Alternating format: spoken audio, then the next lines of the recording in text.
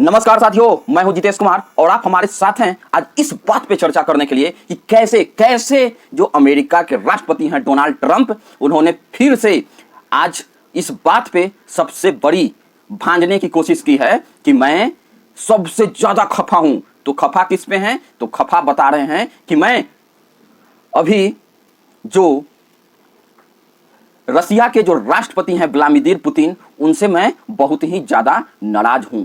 और इतना ही नहीं, उन्होंने बोले कि रसिया के जो राष्ट्रपति पुतिन हैं वह हमको बार बार बुलशिट बोल रहे हैं, बुलशिट करने की कोशिश कर रहे हैं। एक देश के राष्ट्रपति की ऐसी भाषण जो कभी कल्पना नहीं हो सकता था, लेकिन अब खुद उन्होंने अमेरिका के राष्ट्रपति ये बात जब बोल रहे हैं तो कहीं ना कहीं हमको भी मजबूरन बोलना ही पड़ेगा।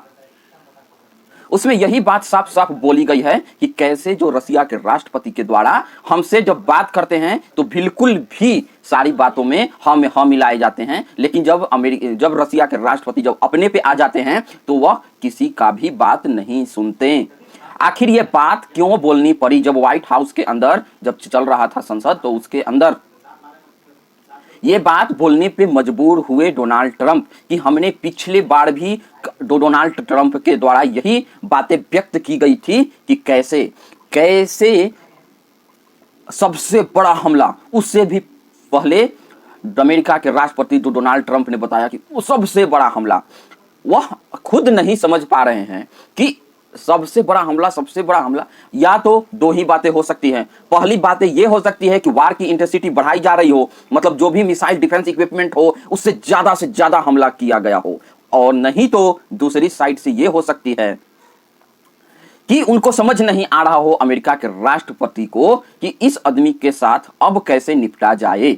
हम सभी लोग जानते हैं कि पुतिन जैसा एक केजीबी चीफ, जो उस समय के जब संयुक्त राष्ट्र हुआ करता था, सोवियत संघ हुआ करता था, रूस, उसमें जब 15 देश और अतिरिक्त जो जुड़े हुए होते थे रसिया के साथ, उस टाइम से उसके चीफ तक रह चुके हैं, केजीबी के एजेंट रह चुके हैं पुतिन। पता नहीं डोनाल्ड ट्रंप जैसा छोटे मोटे बिजनेसमैन और राष्ट्रपति को हो सकता है वह नाश्ता में चबा जाते हो और ढेकार भी नहीं लेते हो, क्योंकि यह जो अभी बने हैं, हो सकता है कि जब यह पुतिन जब अपने एज पे हो, केजीबी में जब अपना कदम बढ़ा रहे हो, उसी टाइम हो सकता है डोनाल्ड ट्रंप का भी फाइल को कहीं ना कहीं सर्वेयर किया ही गया होगा, उनके ऊपर भी एक स्टडी केस बनाया ही गया होगा। अब खुद सोच के देखिए, उस व्यक्ति के साथ आज इस प्रकार की बातें बोलने पर मजबूर हो रहे हैं। आखिर ये बातें मजबूर क्यों कर रही है बोलने के लिए डोनाल्ड ट्रंप को कि वह हमारे ऊपर बार बार बुलशिट फेंक रहे हैं। इसका मतलब यह हो गया कि जो डोनाल्ड ट्रंप यह बातें जो बोलते थे कि हम आएंगे और 24 घंटा के अंदर बार रुकवा देंगे, अब वह लगता है कि कहीं ना कहीं वह बार और ज्यादा फैलने की संभावनाएं तलाश करने लगी हैं। तो जब संभावनाएं और ज्यादा इंटेंसिटी से बहुत ही ज्यादा उस पर अटैक बढ़ गया हो, और इस बीच में कहीं ना कहीं अगला को ये समझ में आने लगा हो कि अब ये हमारे बस की शायद नहीं बची, कितने मजबूर यहाँ पे अभी अमेरिका के राष्ट्रपति डोनाल्ड ट्रंप दिखाई पड़ रहे होंगे, जिसका अंदाजा हम इस बात से लगा सकते हैं कि उन्होंने 3 राउंड मीटिंग ऑलरेडी इस पे समझौता के लिए कर चुके हैं, लेकिन अभी भी इस समझौता का 1% रिजल्ट नहीं आया है। रिजल्ट के उलट ये होने लगा कि उनको और ज्यादा जो मिनरल्स वाला जगह है उस पे बहुत ज्यादा अटैक इंटेंसिटी बढ़ा दिया गया है। दोस्तों, आपको पता होगा कि मैंने पिछले 15 दिन पहले आपको एक न्यूज के द्वारा यह इन्फॉर्म किया था कि अभी तक का सबसे बड़ा हमला कौन, जेलेंस्की और डोनाल्ड ट्रंप दोनों एक ही वर्ड में बोलना प्रारंभ कर चुके हैं कि अभी तक का सबसे बड़ा हमला हम पे हुआ है। इसका मतलब क्या हो रहा है? एक रिपोर्ट के मुताबिक यह बताया जा रहा है कि हर बार युद्ध में लगभग 1 सप्ताह के अंदर 7000 सैनिक दोनों साइड के लूज कर रहे हैं यूक्रेन और रसिया वार के युद्ध में। सोचिए, मतलब प्रतिदिन 1000। इसका बात इस प्रकार से होता है कि जो पिछले दिनों जो अटैक किया गया रूस की साइड से यूक्रेन में, तो वहां पे एक दिन में 1275 लगभग सैनिकों की मृत्यु हो चुकी है या लॉस कर चुके हैं, जिसके सामने अभी पूरी जीवन बाकी था। क्योंकि अब यूक्रेन के पास इतना ज्यादा फोर्सेज, इतने ज्यादा युवाओं नहीं बचे हुए हैं कि वह और ज्यादा लॉसेज को झेल पाए। लेकिन अगर और ज्यादा लॉसेज को झेल नहीं पाए और इस साइड में 1275 लगभग लोगों का डेथ हो रहा है, तो सोचिए किस इंटेंसिटी के साथ यूक्रेन के ऊपर हमला किया जा रहा होगा। आखिर ये हमला क्यों हो रहा है, आज इसी के बात हम बार बार जानने की प्रयास करते हैं कि यही हमला का मेन कारण क्यों है। क्यों अमेरिका जैसा देश और नाटो और यूरोपीय यूनियन सारे के सारे लोग यूक्रेन का मदद कर क्यों रहे हैं। तो हम सभी लोग जानते हैं कि जब तक किसी से कोई अगर फायदा नहीं दिखे तो कोई मदद नहीं करता है। तो आखिर किस चीज का फायदा लोग ढूंढने की प्रयास कर रहे हैं, तो वह फायदा जो ढूंढने की प्रयास कर रहे हैं उसमें साफ साफ बातें हम सभी लोगों की ये बात समझ में आ रही है कि जो यूक्रेन के अंदर जो माइनिंग की सामानें हैं, वहां पर नेचुरल प्राकृतिक सामान भरा हुआ है जमीन के अंदर, धरती के अंदर, उसी को एक्सप्लॉइट करने के लिए, निकालने के लिए और लोग चाह रहे हैं कि यूक्रेन को किसी तरीका से एकदम तहस नहस कर दिया जाए, वहां गरीबी आ जाए, तो हमको वहां के अर्थ मिनरल को एक्सप्लॉइट करने के लिए जगह मिल जाएगा। उधर से जो रूस है वह ये बोल रहा है कि जो भी यहां पर मिनरल्स हैं, ये मिनरल्स क्योंकि वह है पूरा का पूरा पहले एक ही हुआ करता था, यूक्रेन, रसिया, उधर जितने भी है, कजाकिस्तान, ये सारा एरिया जो सोवियत संघ का ही पार्ट हुआ करता था। और एक रिपोर्ट के मुताबिक यह बताने आ रहे हैं कि फिर से जो पुतिन है, सोवियत संघ जब टूट गया तो अब उसी को फिर से सोवियत संघ बनाने की प्रयास की जा रही है। इसी चीज का रिपोर्ट एक और ऐसे ही मामले में निकल कर आया कि हो सकता है एक रिसर्च के द्वारा कि कैसे वहां का जो स्थिति है, जो वहां का जो ज्योग्राफी इस प्रकार के है कि अगर जब तक वह साथ नहीं कर लेते हैं पुतिन, वह अपने देश को सुरक्षित नहीं मानेंगे। अगर अपने देश को जियोपॉलिटिक्स इस प्रकार से है, क्योंकि हम सभी लोग जान रहे हैं कि यूक्रेन को वार में ढकेलने का काम वही यूरोपियन यूनियन और नाटो के कारण गया। अगर नाटो उस देश में नहीं आता, इंटर नहीं करता, तो रूस के प्रधान राष्ट्रपति व्लादिमीर पुतिन कभी भी यूक्रेन के ऊपर हमला करने के लिए विवश नहीं होते। अगर विवश नहीं होते तो उसका आज तबाही का मंजर नहीं दिखाई पड़ता।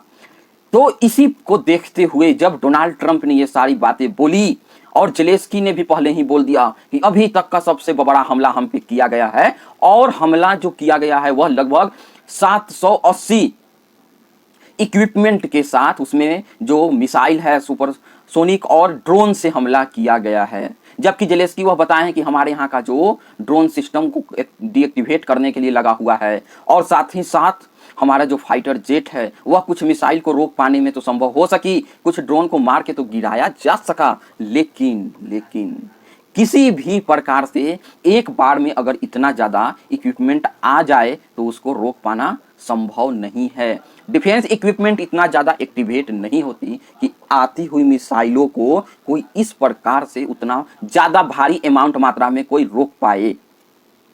यूक्रेन का वह कोई भी हिस्सा नहीं बचा हुआ है, कोई भी राज्य नहीं बचा हुआ है, कोई भी जिला नहीं बचा हुआ है जिसपे जो कल वाला जो अटैक था वह वहां पे नहीं पहुंचा है। जैसे जैसे अटैक की इंटेंसिटी बढ़ाई जा रही है, वैसे वैसे अमेरिका, यूरोपियन यूनियन का पसीना छूटते जा रहा है। वह इसलिए छूटते जा रहा है कि इतना ज़्यादा हाई इंटेंसिटी के साथ अटैक करने का मतलब है कि अब पुतिन चाहते हैं कि जल्द से जल्द यह सारी मामला सलट जाए और सारा का सारा यूक्रेन को कहीं न कहीं अब लूज करने पे पड़ा हुआ है जेलेंस्की। अभी जो व्हाइट हाउस में जो मीटिंग किया जा रहा था उसके अंदर डोनाल्ड ट्रंप यह जब बोलने पे विवश हो गए कि हम रूस के ऊपर हम जब पुतिन से बात करते हैं तो उन्होंने हमारे साथ समझौता के लिए हाँ बोल देते हैं, लेकिन जैसे ही बात समझौते की आती है तो वह कोई समझौता हो नहीं पाता है। इसलिए मैं पुतिन से बहुत ही ज़्यादा नाखुश हूँ। अब उससे पहले एक 2024 की रिपोर्ट निकाल के आ रही है, वह 2024 के अंदर जो डोनाल्ड ट्रंप है वह बोल रहे हैं कि हमारे टाइम में देखिए कैसे रूस ने यूक्रेन के ऊपर हमला नहीं किया, बीजिंग ने ताइवान के ऊपर हमला करने की कोशिश नहीं किया, क्योंकि हमने थ्रेट किया था, धमकाया था। सोचिए किसको धमकाया था हमने? पुतिन और शी जिनपिंग कि हम तुम्हारे यहाँ मैक्सिको, तुम्हारे यहाँ मॉक्स जो रूस की राजधानी है और बीजिंग जो चाइना की, और शंघाई जो चाइना की राजधानी है, उसको बॉम्ब कर देंगे। कि हमने धमकी दी। अगर धमकी का 10% भी असर अगर हो गया पुतिन और शी जिनपिंग के ऊपर तो उन लोग ऐसा काम नहीं करेंगे। अगर 5% भी हो गया तो वह इस प्रकार की काम नहीं करेंगे। ये किस टाइम बोला गया? जब डोनाल्ड ट्रंप एक फ्री फंड अरेंज कर रहे थे इलेक्शन लड़ने के लिए। अब ये सारे चीजें जब हो जाती हैं उस टाइम क्या होता है? उस टाइम ये चीज बातें आती हैं कि सोचिए कि वह खुद मान रहे हैं कि हमने धमकाया। अब जो खुद जो ये बात बोल रहे हैं कि हमने धमकाया, उसके बाद कहीं ना कहीं और क्या चीजें बच जा रही हैं। धमकी तक तो ठीक था, लेकिन जिस देश को ये बात, ये रूस की बात कर रहे हैं जिसके पास परमाणु बम थोक के भाव से रखा हुआ है। अब अगर थोक की भाव से जिसके पास परमाणु बम रखा हुआ है, जो अमेरिका को 4 बार खत्म कर सकता है, उसके बाद भी पूरे विश्व को खत्म करने तक का हथियार बच जाए, उसको वह धमका रहे हैं कि हम तुम्हारे राजधानी के ऊपर हमला कर देंगे। यह वही बचकानी हरकतें डोनाल्ड ट्रंप करते रहते हैं जिनके लिए अब उन्हें जाने जाना लगा है। अब यहाँ क्या होता है? अब होता यूं है कि उस टाइम पूरा जब बोल रहे थे, अभी ये पुतिन भी जो हैं वे भी बहुत ही जिद्दी टाइप के हैं। वह जो अमेरिका के जो राष्ट्रपति हैं, उन्होंने जैसे ही ये सारी बातें बताई और धमकाने की पुतिन को कोशिश की तो उन्होंने कहा कि थोड़ा और लो, और उन्होंने यूक्रेन के ऊपर हमला कर दिया पूरी तरीका से। उसके बाद अब ये बात तो सामने आ रही है कि अभी जो यूक्रेन है वह कहीं ना कहीं पप्पी बॉय बना हुआ है। पप्पी बॉय कौन सा बॉय होता है? हम सभी लोग जानते हैं कि जब स्कूल के कुछ पढ़ने लिखने वाले बच्चे जब बदमाशी करने लगते हैं तो स्कूल के जो टीचर होते हैं उसमें से एक दो जो बदमाश बच्चा होता है उसको उठाकर 2-4 लापा लगा दिया जाता है। वह 2-4 लापा लगाया तो उस बच्चा को जाता है, लेकिन मैसेज दिया जाता है किसको? वह पढ़ने लिखने वाले स्टूडेंट को कि हो सकता है अगला नंबर तुम्हारा ही हो। इसी प्रकार से अगला नंबर की बात बताते हुए जो पुतिन है उनको कहीं ना कहीं डोनाल्ड ट्रंप को यूक्रेन के अंदर थोड़ा और इंटेंसिटी के साथ बम करके उनको यह बता रहे हैं कि हो सकता है कि तुम शांति से बैठ जाओ, नहीं तो और 2-4 लापा कस के दे देंगे। अब ये सारी चीजों को सुनते हुए वहां डोनाल्ड ट्रंप और ज्यादा गुस्सा में आए हैं। गुस्सा में, और उनको तो अब फेंकू बाबा के नाम से जाना जाना चाहिए कि यह फेंकते बहुत हैं, हर बात इतना ज्यादा बढ़ा चढ़ा के फेंकते हैं। हम फलाना कर देंगे, लेकिन करने के टाइम सिर्फ और सिर्फ समझौता करने लगते हैं। हम ऐसा इसलिए बोल रहे हैं कि अभी जो कुछ दिन पहले तक चीन के साथ हम इतना टैरिफ लगा देंगे, और अंत में आकर क्या होता है? अंत में आके फुस हो जाते हैं और जाकर चुपचाप समझौता कर लेते हैं।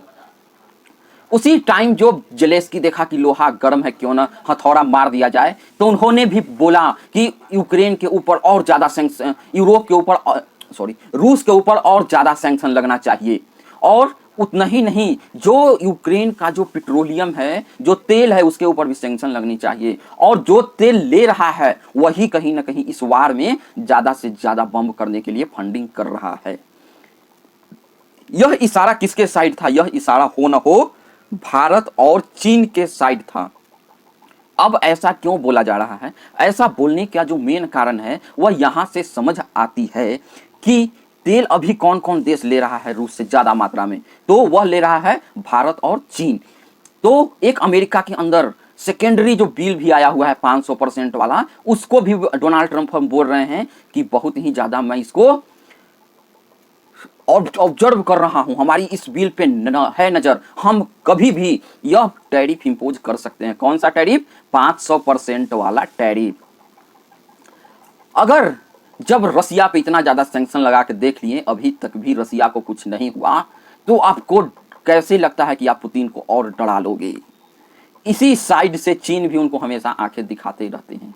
अब आगे और क्या होगा फेंकू बाबा के साथ, मैं कहता हूं कि आइए आप भी कुछ कमेंट के माध्यम से तो बताइए कि और क्या हो सकता है इसमें। आप सभी लोग जुड़े, इसके लिए बहुत बहुत धन्यवाद। हमें आपसे आग्रह है कि आप हमारे चैनल को ज्यादा से ज्यादा लाइक कीजिए, सब्सक्राइब कीजिए और कर दीजिए शेयर। जय हिंद, जय भारत।